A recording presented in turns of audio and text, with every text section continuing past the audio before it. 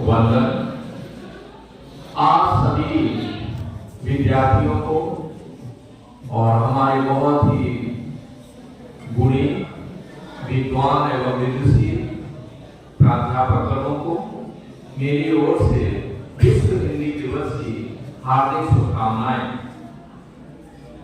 आज हिंदी दिवस पर हमारे साथ चीफ गेस्ट डॉक्टर साहब भी हैं, देवेंद्र जी, और बहुत ही विद्वान हैं। आज वो आपको हिंदी का मेडिकल साइंस में किस तरह से हिंदी हमारा सहारा बन सकती है, मेरी समझ में वो इस बारे में दृष्टिपात करेंगे। यहाँ हम आप देखें कि हिंदी जो हमारी भाषा है, राष्ट्रपिता महात्मा गांधी ने कहा था कि हमें अपनी प्रारंभिक शिक्षा जो है वो हिंदी में ही देनी चाहिए, क्योंकि हिंदी हमारे हृदय की भाषा है। हम विद्यार्थियों को प्रारंभ से ही जो इंग्लिश मीडियम में ले जाते हैं, मैं अंग्रेजी भाषा का विरोधी नहीं हूँ, सारी हमारी अपनी भाषाएं हैं। आफ्टर ऑल भाषा का इतिहास, भाषा का सृजन किस प्रकार से हुआ, प्रिय विद्यार्थियों, इस पर हमें दृष्टिपात करने की आवश्यकता है। विभिन्न भौगोलिक खंडों में संप्रेषण के लिए कोई न कोई माध्यम भाषा के रूप में हमारे सामने आया और मानवीय इतिहास में हमारे देश हिंदुस्तान ने हिंदी भाषा को अपनाया। हिंदी भाषा जिस तरह से हमारे यहाँ संस्कृत में एक कथन है, अयम निजा परोवेद गणना लगते दिशाम उदार चरका नाम तू वसुधिरो कुटुंबकम। यह मेरा है, यह तेरा है, ऐसा केवल छोटी बुद्धि वाले लोग सोचते हैं। जो उदार चरित्र के लोग हैं, उनके लिए ये समस्त संसार परिवार के समान है। इसी प्रकार से हमारी हिंदी भाषा ने भी विविध भाषाओं की शब्दावलियों को अपनाने में जरा भी संकोच नहीं किया।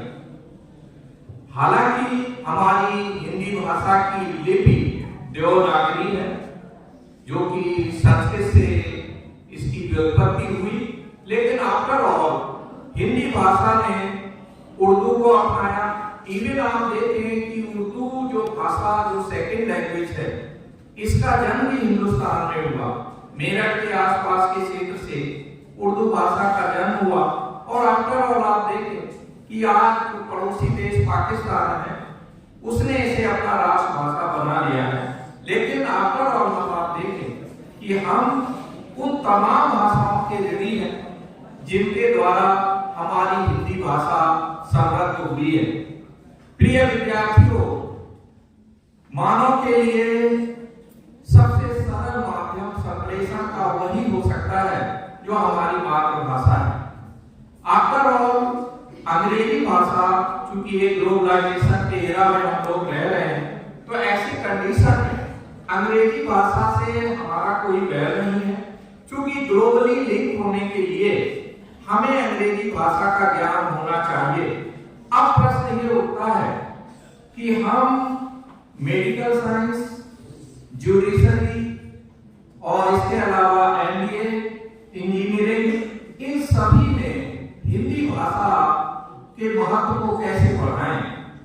यहाँ हम पाते हैं कि जिस प्रकार से हमने हिंदी भाषा में अनेक भाषाओं से शब्दों को ग्रहण किया है और इसे एनरिच किया है, समृद्ध किया है, तो इसी तरीके से आप देखें कि हम बाकायदे मेडिकल साइंस, इंजीनियरिंग और इसके अलावा आप देखें कि जो आफ्टर ऑल जो हमारे एमबीए की शब्दावली है, उसका हम रोमन अनुवाद जो है वो कर सकते हैं हिंदी में, और इस तरह से तकनीकी शब्दावली इसकी हम वृद्धि कर सकते हैं। हमें मुद्रित नहीं होना चाहिए। हमें एक बात ये भी सीखनी है कि हिंदी के साथ साथ हमें अपनी तमाम प्रांतीय भाषाओं को बराबर से महत्व प्रदान करना है। भारतीय एक बहुत बड़े शायर हैं जो उर्दू में लिखते हैं और हिंदी में भी लिखते हैं। हिंदी के विस्तार के बारे में वो दो पंक्तियों के माध्यम से अपने विचार व्यक्त करते हैं कि हम भी दरिया हैं, हम भी दरिया हैं, हमें अपना हुनर मालूम है। हम भी दरिया हैं, हमें अपना हुनर मालूम है। जिस तरफ भी चल पड़ेंगे रास्ता बन जाएगा, जिस तरफ भी चल पड़ेंगे रास्ता बन जाएगा। जो भाषा है, एक पुस्तक है सेपियंस, जिसे हमारे विद्यार्थियों को पढ़ना चाहिए।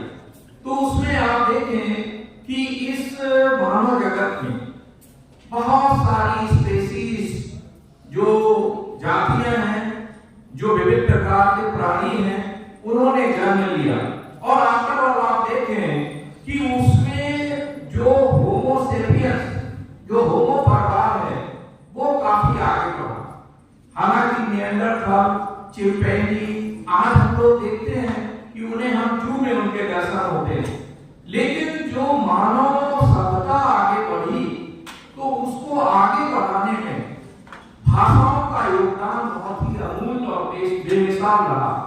तो विद्यार्थियों, हमें सभी भाषाओं को सम्मान देना है। अगर हमें अपनी हिंदी भाषा को आगे बढ़ाना है तो हमें ना तो अंग्रेजी से पहले करना है, ना तमिल से। हम आप देखते हैं कि राजनीतिक नेता के लिए बाकायदे भाषावाद को जन्म दिया गया। जो दक्षिण के प्रांत हैं, उन्होंने हिंदी भाषा